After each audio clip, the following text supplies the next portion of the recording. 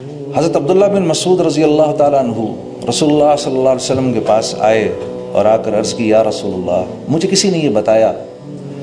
کہ فلاں آدمی کے اوپر جن چڑھا ہوا ہے، اور میں اس کی طرف گیا اور میں نے دعا کی اور اللہ کا کلام پڑھا اور اس کے اوپر پھونکا تو وہ ٹھیک ہو گیا۔ تو اللہ کے نبی مسکرائے، پوچھا عبداللہ تو نے کیا پڑھا اس کے اوپر جا کر؟ کہا یا رسول اللہ، میں نے اس کے کان کے اندر قرآن کی یہ آیت پڑھی، افحسبتم انما خلقناکم عبثا، پوری یہ آیت پڑھ دی میں نے اور اس کے کان میں پھونک دی۔ آپ صلی اللہ علیہ وسلم بڑے حیران ہوئے، عبداللہ بن مسعود کو دیکھا اور پھر آپ نے فرمایا، اے عبداللہ، تجھے پتہ ہے یہ آیت کیسی آیت ہے؟ اس رب کی قسم کہ جس نے مجھ کو نبی بنا کر بھیجا ہے، یہ آیت اگر یقین کے ساتھ آدمی پہاڑ پر کھڑا ہو کر پڑھے تو پہاڑ کو اپنی جگہ سے ہلا دے گا۔ اب میں یہ بات پڑھ رہا تھا اور مجھے یہ خیال آیا کہ پچھلے 4-5 سال سے کسی اللہ والے نے، کسی نیک بزرگ نے مجھے یہ کہا تھا کہ بھئی دیکھو، دن کے وقت یہ آیت پڑھ لیا کرو، دن کے شروع میں یہ آیت پڑھ لیا کرو، اللہ رب العزت تمہارے سارے دن کے کاموں کے لیے کافی ہو جائیں گے، تمہاری دعائیں قبول ہوں گی۔ تو مجھے یہ خیال آیا کہ یہ 3-4 سالوں سے تو میں اس آیت کو پڑھ رہا ہوں، لیکن میں نے کوئی اس کا افیکٹ نہیں دیکھا، نہ اپنی ذات پر دیکھا، نہ کسی اور پر دیکھا۔ تو مجھے وہ خیال آیا، بات یہ ہے کہ عمل تو عبداللہ بن مسعود نے بھی وہی کیا جو میں کر رہا ہوں، انہوں نے تو ایک ہی دفعہ کیا، میں تو 3-4 سال سے کر رہا ہوں۔ فرق یہ ہے کہ ان کے پاس وہ ایمان کی جو مایا ہے وہ ایسی ہے کہ یہ جو آیتوں کے بول ان کی زبان سے نکلتے ہیں تو وہ جو ڈیزائرڈ افیکٹس ہم چاہتے ہیں نا، وہ ڈیزائرڈ افیکٹ جو ہیں وہ ڈیزائرڈ افیکٹ ہو جاتے ہیں، اور میں پڑھ کے رہ جاتا ہوں۔ ابھی ہم حج پر تھے، بڑے فخر سے انہوں نے بتایا کہ بھئی اس سال تو 45 لاکھ آدمی نے حج کیا۔ اب 45 لاکھ لوگوں نے، الحمدللہ کتنی بڑی بات ہے، امت مسلمہ میں سے 45 لاکھ لوگوں نے حج کیا۔ لاہور کی آبادی 45 لاکھ کی ہے، تو مکہ اتنا چھوٹا سا شہر ہے، وہ 45 لاکھ بندہ مکے میں، اللہ نے ان کے وہاں پر کھانے کا بھی انتظام اور پینے کا بھی انتظام، نہانے دھونے کا بھی انتظام، پانی کیسے خرچ ہوتا ہوگا، ادھر دوسری ایمنسٹیز جو ہیں ان کی اویلیبلٹی، وہ کیسے اللہ نے ایک نظام چلایا، اور وہ 45 لاکھ کے 45 لاکھ اللہ سے یہ دعا کرتے ہوں گے، یا اللہ مسلمانوں کو پھر سے عروج نصیب فرما، اسلام کو عروج نصیب فرما، یا اللہ ہماری زندگیوں کو قبول فرما۔ وہ سب کیا کیا دعائیں نہیں کرتے ہوں گے، اور ہم کیسی امیدیں لگا کے رکھتے ہیں ان حاجیوں سے۔ یقیناً اللہ کے ہاں یہ دعائیں تو قبول ہوتی ہوں گی، لیکن وہ ڈیزائرڈ افیکٹس نہیں ہو رہے جو 1.25 لاکھ صحابہ کے حج سے ہو گئے۔ انہوں نے تو 30 سال کے اندر 1.25 لاکھ صحابہ ہی تو تھے جب اللہ کے نبی نے اس دنیا سے وصال فرمایا، تو ان کے دنیا سے چلے جانے کے 30 سال کے بعد مسلمان 3 بر اعظموں کے بادشاہ بن گئے، 3 بر اعظموں کے بادشاہ بن گئے۔ کیا ہوا؟ فرق کیا ہے؟ وہ ایمان کی کمی فرق ہے میرے دوستوں، اور کوئی نہیں۔ اعمال وہ بھی وہی کرتے ہیں، وہ بھی وہی کرتے تھے جو میں اور آپ کر رہے ہیں، بلکہ ہم زیادہ کر رہے ہیں۔ عبداللہ بن مسعود ایک دفعہ تابعین کی ایک جماعت بیٹھی ہوئی تو ان سے فرمانے لگے، اے تابعین کی جماعت، آج تم لوگ روزے بھی زیادہ رکھتے ہو، نماز بھی زیادہ پڑھتے ہو، قرآن بھی زیادہ پڑھتے ہو۔ صحابہ اتنا نہیں کرتے تھے، لیکن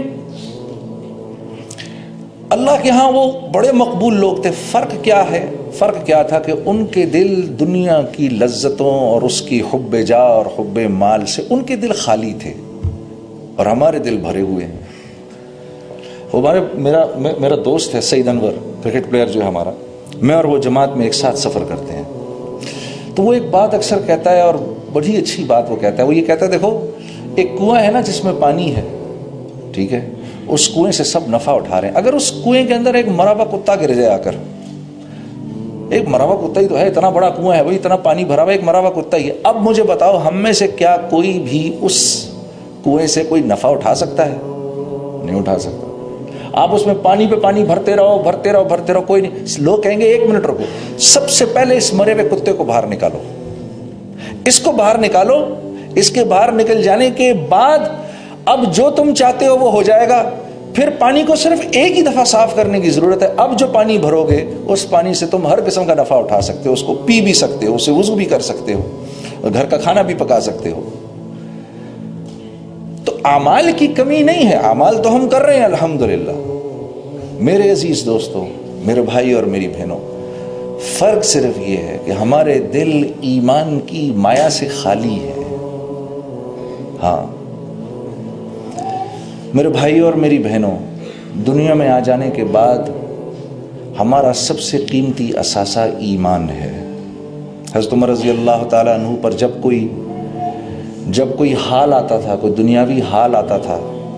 تو آپ اللہ سے بہت شکر کرتے تھے، یا اللہ تیرا لاکھ لاکھ شکر ہے کہ یہ حال میری جان پر آیا ہے، میرے ایمان پر نہیں آیا۔ کیونکہ میرے دوستو، ایمان وہ اندر کی مایا ہے جو انسان کو اللہ کے حکموں پر کھڑا کرتی ہے، ورنہ آپ یقین کرو، تھوڑی دیر کے لیے سکھاؤ، ایک غیر مسلم کو بھی 10 منٹ میں ہم نماز پڑھنی سکھا سکتے ہیں، وہ 10-15 منٹ میں نماز پڑھنا شروع کر دے گا، اسی طریقے سے تکبیر تحریمہ کرے گا، ہاتھ باندھے گا، کھڑا رہے گا، اسی طریقے سے رکوع میں چلا جائے گا، اسی طریقے سے سجدہ بھی کر لے گا۔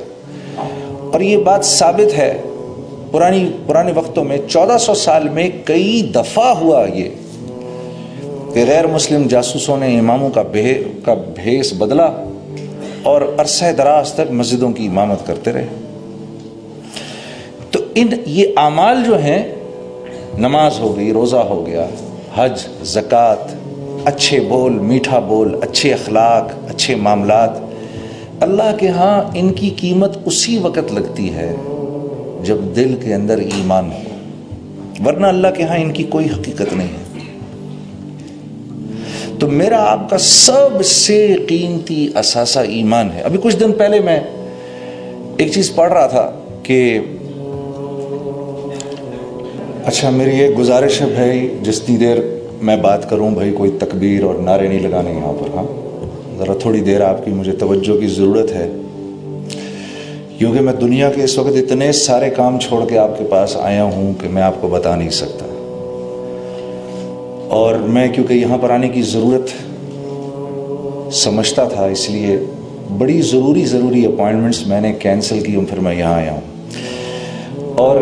یہ میں آپ کو اس لیے، میں کوئی بڑی بات نہیں کر رہا، یہ میں آپ کو اس لیے بھی بتا رہا ہوں کیونکہ میں یہ اپنی ذمہ داری سمجھتا ہوں کہ آپ سب حضرات جو ہیں یہ اس ملک کے کل کے معمار ہیں، اور نہ صرف یہ کہ پاکستان بلکہ پوری امت مسلمہ کی باغ ڈور کل آپ کے ہاتھ میں ہونی ہے۔